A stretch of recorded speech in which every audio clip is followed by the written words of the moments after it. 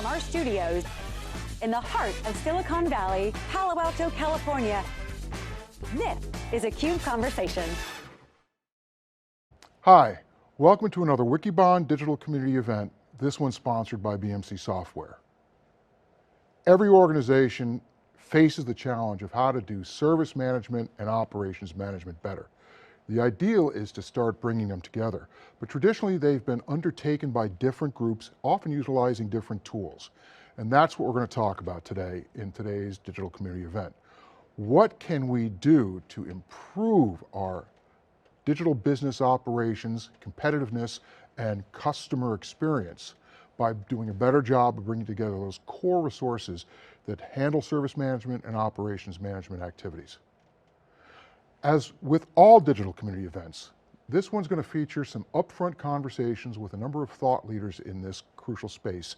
And then we're going to run a crowd chat, which will be your opportunity to share your insights, ask your questions, and ultimately communicate with others like you in the community that focuses on this important issue. So stay through to the end and help us participate in that digital community event. Now, recently I had an opportunity to attend BMC Helix's Immersion Day, and while there, theCUBE was able to conduct a number of different interviews. One of the best ones we had was a great conversation with Nayaki Nayar, who's the president of Service Management and Operations Management at BMC Helix Division, and Mahir Shukla, who's the CEO of Automation Anywhere. Let's hear what they had to say about the potential of bringing service management and operations management together. So, Nayaki, I want to start with you. A year ago, we started on this journey of how this new digital services is going to evolve to do more types of work for people. How has BMC's Helix platform evolved in that time? Yeah. So if you remember last time, this was almost a year back when we launched Helix, which was all around taking the service management capability that we had on-prem, made it available in cloud, containerized so customers can run in cloud of their choice, and provide that experience through various channels, bots as a channel of that customer experience. This is what we had released last time. We call it the 3 Cs for Helix. Everything in cloud, containerized with cognitive capabilities so customers can transform that experience. In this version, what we are extending Helix is with the operations side. So all the ITOM capabilities that we have in our platform are now a part of Helix. So we have one end-to-end platform so that customers can discover every asset that they have on-prem and in cloud, monitor those assets, detect any anomalies, service both for lines of business and for IT, remediate any issues that happen, vulnerabilities that are there in the system, and automatically optimize capacity and cost, and holistically, this whole closed loop of operations and service coming together is what this next wave of innovations that we are launching with BMC Helix. So Mahir, Nayaki's talked about very successfully, and Helix has been a very successful platform for improving user experience. Exactly. But up front I noted that we're not just talking about human beings as users anymore. We're not talking about software as users. RPA, or Robotic Process Automation, is a central feature of some of these new trends. Tell us a little bit about how robotic process automation is driving an increased need for this kind of digital service and operations management capability. Sure. I think at a high level you have to think of the new organization as augmented organization that are human and bots working side by side, each doing what they're best at. And so in a specific example of a service organization, where BMC Helix is taking this is, think of this as a utility where the way you plug it into an electricity outlet and switch on the light and you get the electricity, you plug into the BMC Helix, and behind it you have augmented workforce of chatbots, RPA bots, human beings, each doing what they're best at, and giving a far superior customer experience unlike any other. that is happening now, and that's the future of service industry. But when you plug a human, Yeah. so to speak, metaphorically, into that system, there's a certain amount of time, there's a certain amount of training, and as a consequence, you can have a little bit more predictable scale. That doesn't mean that you don't end up with a lot of complexity. But RPA seems that the potential of RPA seems that you're going to increase the rate at which these users, in this case digital users, are going to enter into the system. You don't have a training regimen you can attach to them. They have to be tested, they have to be discovered, they have to be put into operation with reliability. How is that ultimately driving the need for some of these new capabilities? I think if you think of these bots as a digital workers, you almost have to go through the same process that you would go through human beings. You onboard them in terms of you configure them, you train them with cognitive capabilities, and the one difference is they monitor themselves Right. without any bias. They can give their own performance rating card. But the beauty of this is when human and bots work together, because there are some functions that that bots can do well, and then at some point they can hand off to the human beings, and human beings do some of the more interesting work that is based on judgment call, customer service, all of that. So that combination is the end goal for everybody. And to add to what Mihir said, right, that customer experience, whether you're providing the experience to employees or consumers or end customers, that is the ultimate goal. That's the ultimate result of what you want to get.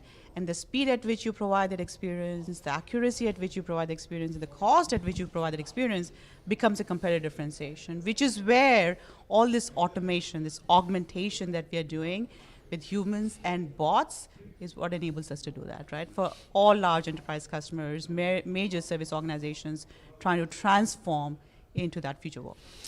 But increasingly it seems as though the things that we have to do to orchestrate and administrate more users, digital and human, undertaking more complex tasks where each is best applied, is really driving a lot of new data, as mentioned up front, an enormous amount of new software, and you said new experiences, but those experiences have to be reliable, have to be secure, they have to be predictable. Exactly. So that suggests this overwhelming impact of all of these capabilities. You talk about a digital tsunami.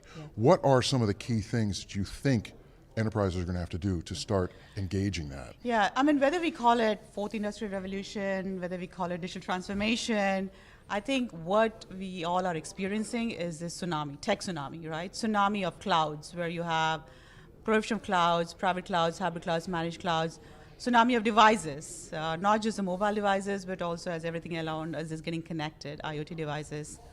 Tsunami of channels. I mean, as an end user, I want to experience that in the channel of my preference, Slack as a channel, SMS as a channel. Tsunami of bots, of conversational bots and RPA bots. So in this tsunami, I think what everyone is trying to figure out is how do they manage this explosion? It's humanly impossible to do it all manually.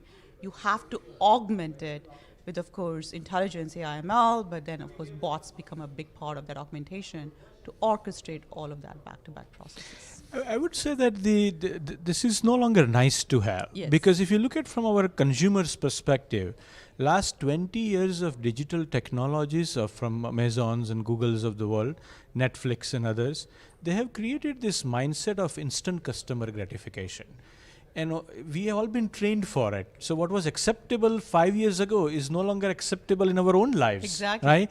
Yes. And so this new standard of instant result, instant outcome, instant response, instant delivery, we just expect it, right? Once your end consumer begins to do that, we as a business no longer have a choice. That's Exactly. writing on the wall. Yeah. And so what these new platforms are doing, like with BMC Helix and Automation Anywhere, is delivering that instant gratification, right? And when you think about it, more and more of the new customers that are millennials, they don't know any other way. So for them, this is the only experience they will relate to. So again, this is not nice to have. It's not nice to have. It's like It is the only way world will operate. We're going to return back to the conversation that I had with Niyaki and Mihir shortly, but first, Let's see what BMC is actually doing as they try to bring together service management and operations management by watching a quick demo that they prepared.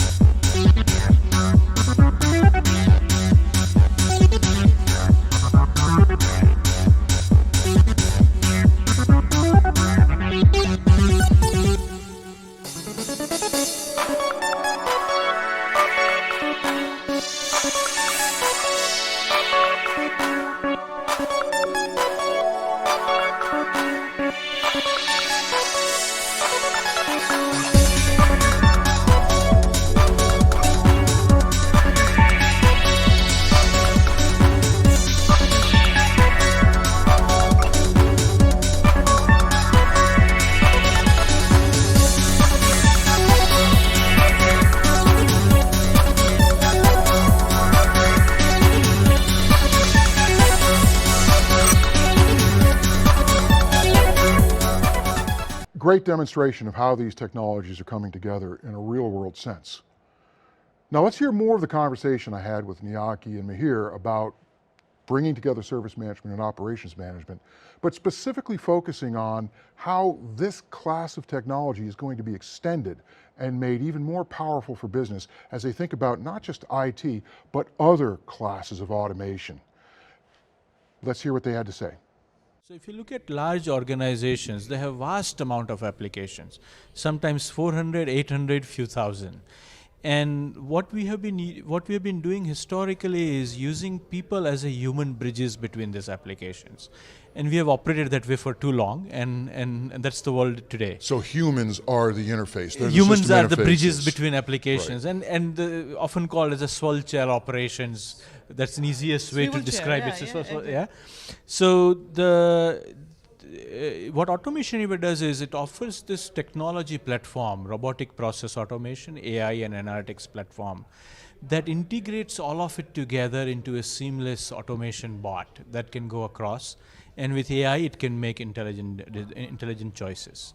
And so now take that, combine with the BMC Helix, and you have a seamless service platform that can deliver superior experience. So we've got now the swivel chair users now being software, which means that we can discover them more easily, we can monitor them more easily, and that feeds Helix. Absolutely. So, in our consumer world, in our day-to-day life, we are used to a certain experience of how we consume data or consume experiences with our TVs and all the channels. that experience that we have in our day-to-day life is what people expect when they walk into the company, right? Walk into the enterprise, which every IT organization is trying to figure out how do they get to that level of maturity. So this is what the combination of what we are doing with Helix and Automation Anywhere brings that consumer-grade experiences into an enterprise world. So Mihir, when we think about RPA, we're applying it in interesting and innovative ways, no question about it. But there are certain patterns of success. Give us some visibility into what you are seeing leads to success, and then what's the future of RPA? How's that going to evolve over the next few years? Sure. So RPA has been deployed across virtually every industry and virtually every department. So there are many ways to get started, and all of them are right. But often we find is that you can either start in a central organization where entire organization is doing everything centrally. It is a great way to get started, but eventually we learn that the federated way is the best way to end, where hundreds of offices all over the world, if you are especially a large organization, each business unit is doing it with IT providing governance and central security and policies, and actual bots running and being implemented all over the world. Eventually, for a large-scale transformation, that is a common pattern we have seen among successful customers. And where do you think how's this pattern going to evolve? As enterprises gain more familiarity with it, innovate in new and interesting ways, and as Automation Anywhere and others advance the state of the art, where do you think it's going to end up? The way it is going is I define it as an App Store experience or a Google Play experience. So if you think about how we operate our mobile devices today, if you want something on your device, you would look for an app that does that. We are getting to a point where there is bot for everything and a digital worker for everything. So if you need certain job done, you first go to a bot store that is an Automation Anywhere website, look for a bot that does something, hire or download that bot, get a work done, and it comes pre-built like many that are works with BMC Helix and many others. So that is your first way you will look for getting a work done in a new bot economy. And if there's no bot available, then you look for other options. It will transform how we work and how we think of work. In many respects, it's the gig economy with perfect contracting, That's right. That's right. And that leads to some very interesting challenges ultimately when we start thinking about services. So, Niyaki, based on what Mihir just talked about, where does digital services go as RPA joins other classes of users in creating those new experiences at new profit points and new value propositions? Yeah. It becomes a competitive, how you provide that service can become a big competitive differentiation for financial institutions, for telcos, which is a service industry, right? You're providing that service. And like to Mihir's point, when the user hits that switch, they expect the light to come on. So if I'm an end user, that consumer wanting a service from my telco provider or from my financial institution, I expect that service to be instantaneous at the highest accuracy. Accuracy at which you provide is going to start driving competitive differentiation from financial institution to financial institution, telco to telco. And that's how I see companies differentiating and really surviving or thriving in the long term. Now let's hear from a really important partner, a CDO, someone who's thinking about how these technologies are going to be applied to the front lines of business change. Sanjay Srivastava is the CDO at Genpact, and he and I had a great conversation at BMC Helix Immersion Days about what this means to digital business transformation. How will service management and operations management in combination accelerate and make more successful businesses' efforts to transform digitally? Let's hear what Sanjay had to say. Right. So tell us a little bit about what is a digital service outcome and why is it so important? Yeah. Well, I think the reality is that what technology is doing is it's disintermediating the ecosystem so many of the industries our clients operate in. And they have to go back and reimagine their value proposition at the core of what they do with the use of new innovative technologies. And it's that intersection of new capabilities, of new innovative business models that really use emerging technologies but intersect them with their business models, with their business processes, and the requirements of their clients. and help them rethink, reimagine, and deliver the new value proposition. That's really what it's all about. So a digital service outcome would then be the things that the business must do and must do well, but ideally with a different experience or with a different degree of flexibility and agility or with a different cost profile. Have I got that right? Correct. So when we think about that, what are some of the key elements of a digital service success? We like to think about three critical success factors in driving any digital transformation. The first one is the notion of experience. And what I mean by that is not user interface for a piece of software, but the journey of a customer, an employee, a provider, a partner in engaging with you and your business model. When we think about journey mapping that scientifically, we think about design thinking on the back of that, and we think about reimagining what the new experience looks like. One of the largest things we've learned in the industry is digital transformation on the back of cost takeout or productivity or efficiency is insufficient to drive and optimize the value that digital can bring. And using experience as the compass, as sort of the North Star in that journey, is a meaningful differentiator and driver of business benefit. So that's number one. I think the second area that's become increasingly apparent is the intersection of domain with digital. And the thinking there is that to materialize the benefit of digital in an enterprise, you have to intersect it with the specifics of that business, how users interact, what clients seek, how does business actually happen. You know, we talk about artificial intelligence a lot. We do a lot of work in AI as an example. And the key thing about machine learning is goal orientation. And what is goal orientation?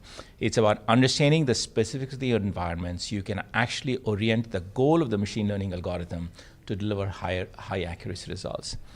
And it's something that can often easily get overlooked. So indexing on the two halves of the whole, the yin and the yang, the piece around digital and the innovative technologies and being able to leverage and take advantage of them, but equally be founded in domain, understand the environment, and use that knowledge to drive the right materialization of the end outcome. And that's the second critical success factor, I think, to get it right. I think the third one is the notion of how do you build a framework for innovation? You know, it's not the sort of thing where large Fortune 500 companies can necessarily experiment and, you know, it's a little bit of a go happy, go lucky strategy. It doesn't really work. You have to innovate at scale. You have to do it in a fundamental fashion. You have to do it as a critical success factor. And so one of the biggest things we focus on is how do you innovate at the edge? Innovation must be at the edge. This is where the rubber meets the road. But governance has to be at the core. Well, let me build on that for a second, because you said innovation's at the edge. So basically that means where the brand promise is being enacted for the customer. And that could be in an industrial automation setting, or it could be in consumer just making a recommendation. It could be any number of things. But correct. It's where the value proposition is realized for the customer. Correct. Okay. That's exactly right. And that's where innovation must happen. So as a large corporation, you must be, you know, it's important to set up a framework that allows you to do innovation at the edge. Otherwise, it's not meaningful innovation, if you will. It's just a lot of busy work. And yet, as you do that, and as you change your business model, as you bring new components to the equation, how do you drive governance? And it's increasingly becoming more important. You think about, we're going to be in an AI-first world increasingly. More and more, that's the reality of the world we're going in. And in that AI-first world, you know, I work here in Palo Alto. I work in my office, a couple of hundred people in any given day. If tomorrow morning I walked in and 100 people didn't show up for work, I would know right away because I can see them. Now fast forward to an environment where we have digital workers, we have automation bots, we have conversational AI chatbots. And in that world, understanding which of my AI components are on, which ones are off, which ones showed up for work today, which ones fell sick, and really being able to understand that governance. And that's just the productivity piece of it. Then you think about data and security. AI changes complete dimensions on that. And you think about bias and explainability, which has become increasingly important, and the notion of a digital ethics board and thinking about ethics more pervasively. So I think that companies and clients we serve that do really well in digital transformation are those that key in on those three things. The notion of experience is the true compass for how you drive transformation. The ability to intermix domain and digital in a meaningfully intersecting fashion, and to be thoughtful, proactive, and get governance right up front in the journey to come. So let me, again, build on that a little bit, because people are increasingly recognizing that we're not going to centralize with cloud, we're going to greatly distribute. We're going to distribute data more, we're going to distribute function more. But you just added another dimension that some of us have been thinking about for a long time, and that's this notion of distributing authorities. Yep. So that an individual at the edge can make the decision based on the data and the resources that are available with the appropriate set of authorities, and that has to be handled at a central, in a overall coherent, governed way. So that leads to the next question. And just before you go there, I mean, I think the best example of that is we do that, most corporations do that really well in the financial scheme of things. Businesses at the edge make decisions on a day-to-day basis on pricing and relationships and so on and so forth. And yet there's a central audit committee that looks through the financials and makes sure it meets the right requirements and has the right framework. And much in the same way, we're going to start seeing digital ethics committees that become part of these large corporations as they think about digitizing the business. Governance at the end of the day is how do you orchestrate multiple divergent claims against a common set of assets. And being able to do that is absolutely essential. And it leads to this notion of, we've got these ideas of digital business, digital services, and operations management. How are we going to weave them together, utilizing some of these new technologies, new fabrics that are now possible to both achieve the outcomes we're talking about at scale and at speed? Yeah, well, the technology capabilities are improving really well in that area. And so the good news is there's a set of tools that are now available that give you the ingredients, the components of the recipe that's required to make dinner, if you will, you know. The work that needs to happen is actually how to orchestrate that, to figure out which components need to come in and how do you pull together a vertical stack that has the right components to meet your needs today, and more importantly, to address the needs of the future, because this is changing like no other time in history. You want options with everything you do now. You want to make sure that you have a stream of options for the future, and that's especially important here. That's right. That's exactly right. And the quick framework we've established there is sort of the three-legged stool of how do you integrate quickly, how do you modularize your investments, and how do you govern them into one integrated whole? And those become really important. So I'll give you examples. You know, much of the work we do, we'll work with a consumer bank, for instance, and they'll want to do a robotic process automation engagement. We'll run that for 9 months. They'll get 1,800 robots up and running. And the next question becomes, well, now we have all this data that we didn't really have because now we have an RPA running. How do I learn some machine learning insights from there? And so we then work with them to actually drive some insights and get these questions answered. And then the engagement changes to, well, now that we have this pattern recognition, that we understand what questions are going to be asked, how do I respond to those questions, automatically and before they get asked, this notion of next best action. And so you think about that journey of a traditional client, you know, the requirements change from robotics to machine learning to conversational AI to something else. And keeping that string of investments, that innovative sort of streak true, and yet being able to manage, govern, and protect the investments, that's the key role. We want to thank all the thought leaders that participated in preparing their thoughts for this digital community event, especially the folks at BMC Software. But now here's your opportunity to weigh in on how you see service management and operations management coming together in your business. How's it going to affect your IT organization, your IT organization's ability to serve your business and your business overall? This is your opportunity to participate in a crowd chat where the community comes together and shares insights, asks each other's questions, and engages with these thought leaders to try to get the answers that you need to move forward on the journey to bring together service management and operations management in your shop. Let's crowd chat.